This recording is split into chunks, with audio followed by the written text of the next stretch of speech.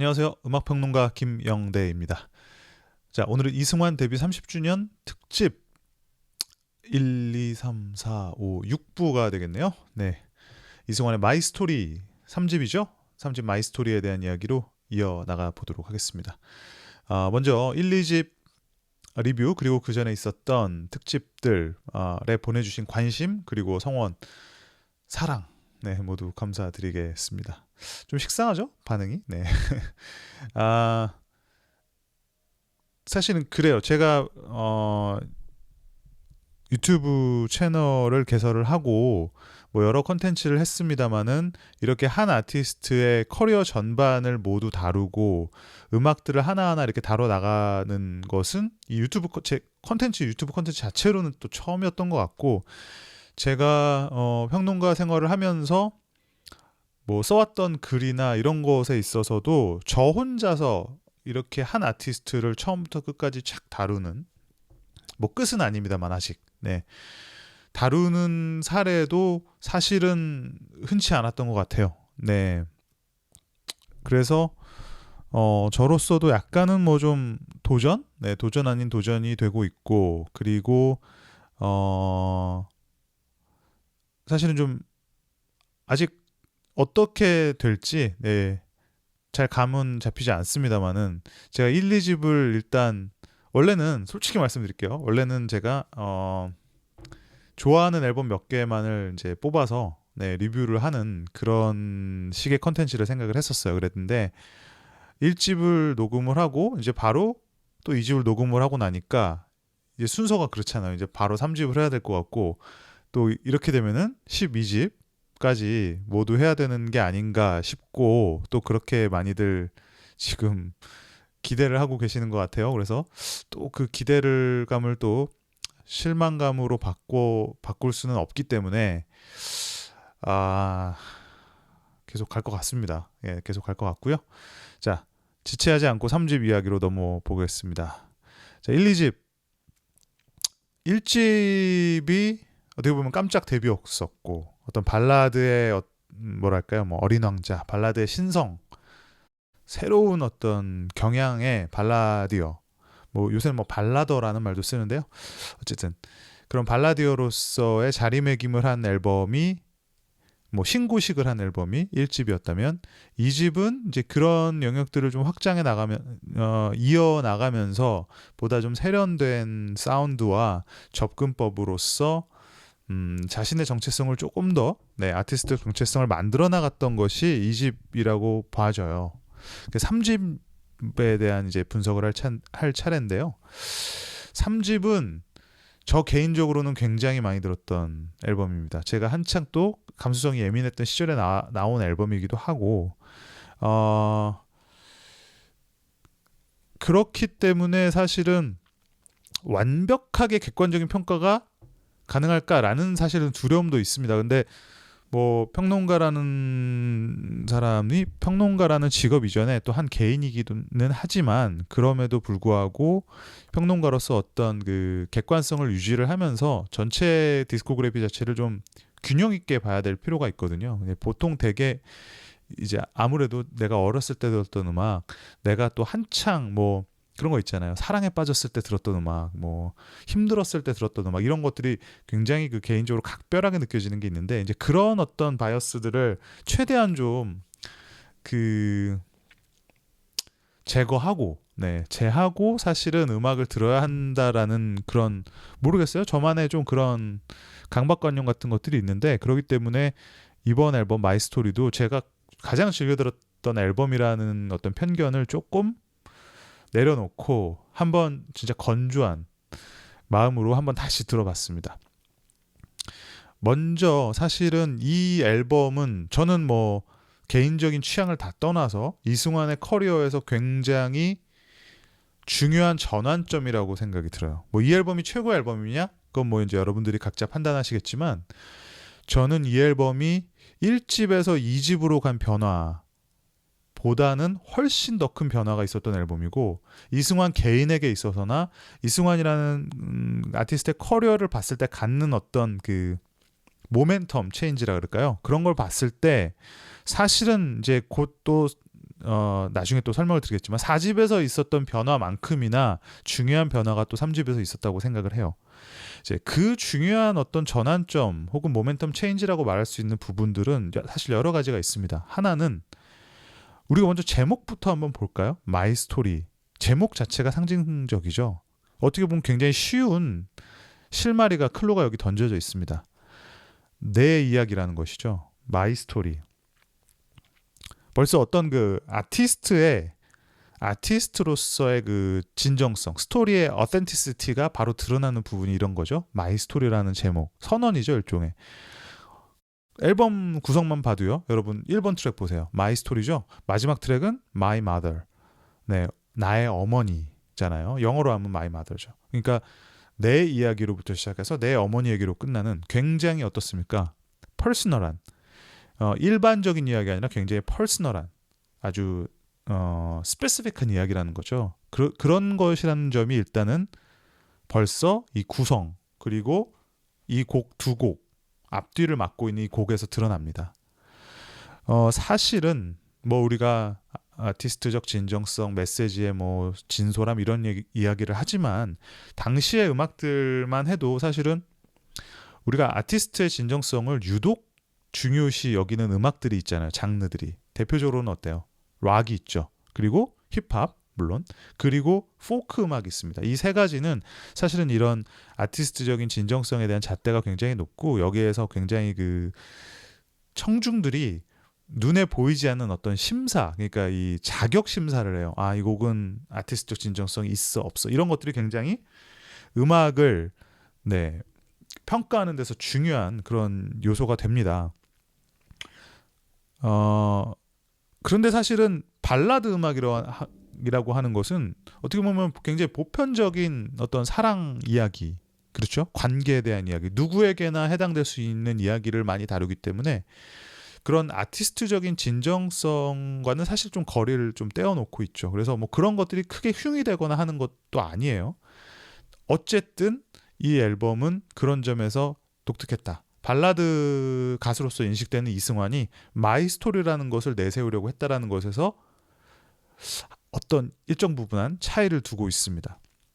그리고 곡들의 가사만을 보더라도 뭐 어떻게 보면 보기 나름인데 그 사랑의 어떤 이야기들이 조금 더 깊어지고 구체적이 되면서 누구에게나 해당되는 것 같은 일반론적인 사랑에서 좀 변화되는 모습을 보여주고 있어요.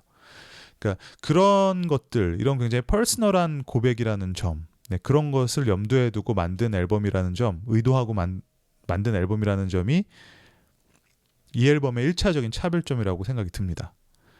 자, 두 번째는 음악의 어떤 사운드적인 변화죠. 어떤 음악 장르, 그리고 스타일, 그리고 그에 맞는 사운드의 변화가 1집에서 2집에서 넘어오는 것보다는 훨씬 현격한 변화가 이루어집니다. 제가 지난번 2집 이야기를 하면서 이제 80년대를 졸업한 90년대 사운드의 그런 어떤 서막이다라고 말씀을 드렸는데 이 앨범은 나온 시점도 그렇고요. 완연한 90년대 사운드를 선보이고 있죠. 이게 아마 93년 앨범이죠. 어쨌든 당시에 트렌디한 사운드, 작품, 편곡 방식들을 그대로 담고 있고, 그리고 물론 이제 좀 트로우백한 복고풍의 곡들도 있습니다만은 그 이제 소리의 성향 자체가 그 시절에 어떻게 보면 가요계에 있어서 최신의 사운드적인 그 추세를 닮아가고 있습니다. 그러니까 단순히 어떤 언더그라운드적인 성향이 아니라 제도권의 사운드를 분명히 닮아가고 있어요. 뭐 덩크슛, 라디오 헤븐 이런 노래만 들어봐도 벌써 그런 성향 자체가 그렇고요.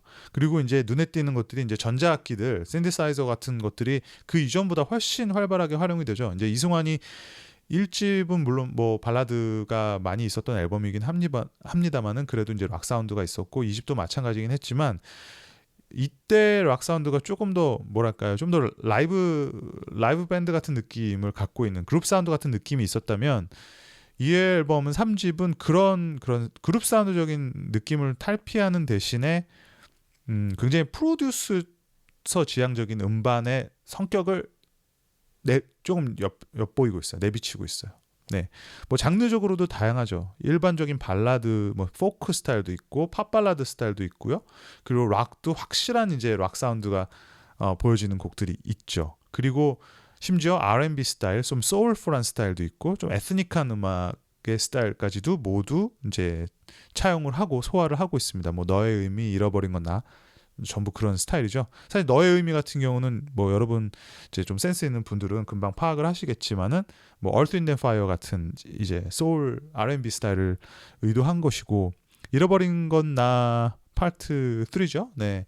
이 곡 같은 경우는 당시에 이제 유행하던 일렉트로닉 음악 스타일, 팝 일렉트로닉 음악 스타일, 뭐 다운템포 경향의 뭐 구체적으로는 뭐 이니그마 같은 네, 그런 그룹의 프로젝트의 음악, 그런 에스닉한 스타일을 차용한 것으로 보여져요. 뭐 다양하죠. 덩크슛 같은 경우는 뭐 이제 라틴풍, 네, 거기다 또 에스닉한 느낌을 또 결합을 했고, 라디오 헤븐 같은 경우는 이제 당시에 그 미국 팝 R&B 사운드, 네, 그런 댄스 비트를 활용을 했어요. 네, 편곡가 박용준의 솜씨인데요. 또 많죠. 뭐 어떤 음악이 있을까요? 네, 사랑에 관한 충고 같은 경우는 이제 전형적으로 시카고, 피터 세트라 이런 스타일의 네, 그 데이비 포스터 풍의 발라드를 또 의도하기도 했었고요. 그러니까 이런 어떤 음악적 스펙트럼 자체가 굉장히 넓어지고 네, 좀 다양해졌어요. 그러니까 이것은 아까도 말씀드렸지만은 어떤 라이브 밴드로서의 그런 언더그라운드 라이브 밴드 같은 느낌을 좀 탈피하면서 조금 더 프로페셔널한 스튜디오 뮤지션으로서 그 역량, 관심, 그 노하우를 조금씩 시전하고 있다라는 평가를 또 할 수 있을 것 같아요. 보컬리스트로서의 그 진화, 변화도 눈여겨볼 만한 부분입니다. 제가 1집은 뭐 본인도 인정했듯이 굉장히 좀 아마추어적이었던 것 같고, 2집은 이제 조금 더 나아지긴 했지만 굉장히 좀 여전히 순수했던 이미지가 있는데, 반면에 이 3집에서의 보컬은 굉장히 그 프로페셔널한 부분이 많습니다.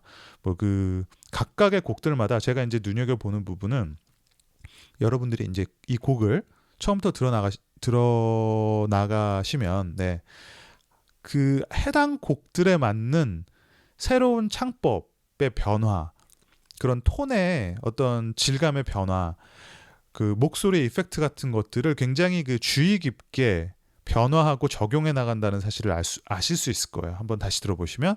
그래서 뭐 예를 들어드리면 가령 4개에서 남자는 여자는, 너의 기억, 사랑에 관한 충고, 화려하지 않은 고백이라는 곡들이 비슷한 이승환이지만 그 발성이라든지 그 곡들에 맞는 보컬의 해석이라는 것은 굉장히 다릅니다. 층위가. 그렇기 때문에 그런 것들에 있어서 1집, 2집에 비해 훨씬 좀 다양해진, 어떻게 보면 좀 자신감이 있는 팝 보컬리스트로서 물이 오른 그 이승환의 모습을 볼 수가 있고요. 자, 이런 변화 같은 것들은 결국 서로 다른 다양한 뮤지션들과 교류하면서, 그리고 그들의 재능을 활용하고 같이 콜라보를 하면서 이루어졌다고 보는 것이 맞을 것 같아요. 그래서 저는 이거를 이제 뭐 파트너의 어떤 다양화와 확장, 뭐 이런 개념으로 또 이해를 하고 싶은데요. 이 앨범에서부터 이제 드디어 참여를 하기 시작한 중요한 인물이 있죠. 바로 작곡가 김광진입니다. 제 개인적으로는 90년대 팝, 한국 팝은 물론이고 역대 한국 작곡가 중에 멜로디만으로 따진다면 정말 당해낼 수 없을 만큼 최고의 멜로디 메이커라고 생각하는 인물 중 한 명입니다. 김광진. 그리고 또 한 명, 이 앨범부터 콜라보를 보여주기 시작한 또 한 명의 중요한 뮤지션이 있죠. 바로 015B의 정석원입니다. 정석원이라고 한다면 뭐 지금 이제 음악을 듣기 시작한 분들이나 당시 음악을 듣지 않으셨던 분들은 아마 그 임팩트가 좀 약할 것 같은데, 당시에는 신해철, 윤상, 김현철, 또 서태지 등과 함께 그 씬에서 가장 재능이 있고 가장 사운드적으로 앞서 나가고 어떤 새로운 그 작곡의 방식이라든지 그 어떤 편곡의 방식을 도입하는 데 있어서 가장 선진적인 인물 중 하나였어요. 그렇기 때문에 정석원이 이승환의 파트너로 들어왔다는 것은 필연적으로 사운드가 굉장히 뭐랄까요, 세련미가 더해지고 그다음에 좀 정교해졌다, 뭐 이런 정도를 우리가 파악을 할 수 있고, 실제로 그가 정석원이 참여한 곡들, 뭐 사랑에 관한 충고라든지 너의 기억에서 그것들이 충분히 확인이 됩니다. 조금 더 파퓰러한, 그러니까 팝 스타일의 편곡들을 맛볼 수 있게 된 것이죠. 그다음에 이제 조규만 마찬가지죠. 조규만이 물론 당시에는 그 이후 90년대 중반 이후처럼 굉장히 뭐 히트메이커로서 알려지진 않았지만 이제 동생인 조규창과 함께 뭐 백그라운드 보컬리스트로서 그리고 편곡가로서 기타 연주자로서 스튜디오에서 인정을 받았던 뮤지션입니다. 근데 이 어떤 젊은 조규만의 편곡 능력과 음악적 아이디어를 또 이 앨범을 통해서 확인을 하실 수가 있어요. 그 다음에는 이제 박용준입니다. 아까도 말씀드렸지만은 라디오 헤븐을 편곡을 하기도 했었고 가장 촉망받는 키보디스트였죠. 당시에 언더그라운드에서도 물론이고. 그래서 이 김광진, 정석원, 조규만, 뭐 박용준, 그 외 오태호도 있습니다만은 이들의 가장 젊은 그리고 전성기에 치닫고 있었던 이들의 재능을 이승환이 아우를 수 있었다는 것은 굉장히 또 한편으로 행운이기도 하면서 또 이승환의 그만큼의 위상을 또 증명하는 부분이라고 하겠죠. 어쨌든 이런 뭐 김광진, 뭐 박용준, 또 정석원, 오태호 이런 정말 서로 다른 음악성, 서로 다른 카리스마를 가진 음악가들을 부리게 되면서 부렸다는 표현이 정확한지 모르겠습니다. 어쨌든 그들과 함께 작업할 수 있게 되면서 곡의 멜로디라든지 뭐 편곡, 장르의 다변화에 있어서 확실하게 변신을 할 수 있게 되었습니다. 뭐 그렇습니다. 4개, 그렇죠? 덩크슛, 라디오 헤븐 이런 곡들에서 그 들리는 뭐 김광진의 정말 주옥 같은 멜로디, 그 멜로디 선율감이 결정에 올라 있고 또 정석원이라든지 박용준 이런 사람들의 편곡들이 굉장히 이때 엣지한 날선 감각을 보여주고 있어요. 그리고 역시 변함없이 화려하지 않은 고백에서는 그의 또 이승환 초기에 가장 중요했던 파트너 오태호의 변하지 않는 그런 멜로디 감각을 또 느낄 수 있겠습니다. 자, 어쨌든 이 앨범 마이스토리는 90년대 초반 이 언더그라운드 출신의 발라드 신성으로서 뭐 라이브의 귀재 이런 칭호를 이제 서서히 얻어가기 시작하면서 레퓨테이션을 높여가기 시작하던 이승환이 드디어 제도권에 안착하면서 아주 높은 품질의 웰메이드 음반을 만들고 씬에서 경쟁하고 있다는 사실을 보여주었고요. 충분히 경쟁력이 있다는 사실을 또 보여주었던 앨범이기도 합니다. 동시에 사실은 이 앨범을 통해서 저는 이승환이라는 뮤지션이 아티스트적인 포부가 늘어나고 사운드에 대한 관심이라든지 장르에 대한 욕심이 생겨가면서 어떻게 보면 그에게 가능성과 한계를 동시에 느끼게 한 앨범이 아니었을까라는 생각이 들어요. 이제 그가 과거에 이제 발라드에서부터 뭐 락 음악까지 이제 서서히 확장해가면서 시도해가면서 R&B라든지 다양한 이제 음악, 일렉트로닉 음악까지 이제 시도하면서 전방위적인 어떤 팝 아티스트로서 확장을 하게 되죠. 근데 그렇게 된다면은 필연적으로 맞닥뜨릴 수밖에 없는 것이 어떤 이런 사운드적인 그런 질감 있고 질 높은 수준의 사운드 퀄리티를 이제 찾게 마련입니다. 물론 전부 그런 건 아닙니다만은 이승환 같이 이제 어떤 그런 음악적인 욕심이 있는 사람에게서는요. 그렇기 때문에 이제 앞으로 훌륭한 사운드를 더 추구하려고 하고 더 어떤 그 후반 작업이라든지 포스트 프로덕션의 완성도를 기하한다고 하는 것은 당연한 수순이고 어떤 진화 과정일 수 있었던 것이겠죠. 그를 통해서 아마 다양한 음악을 추구하고 싶었을 것이고 자신의 아티스트십을 확장을 하고 싶었을 것입니다. 그래서 바로 필연적으로 등장할 수밖에 없었던 앨범이 바로 4집 휴먼이 되겠습니다. 자, 4집 휴먼은 어떤 앨범이었을까요? 다음 리뷰로 돌아오겠습니다. 음악평론가 김영대였습니다.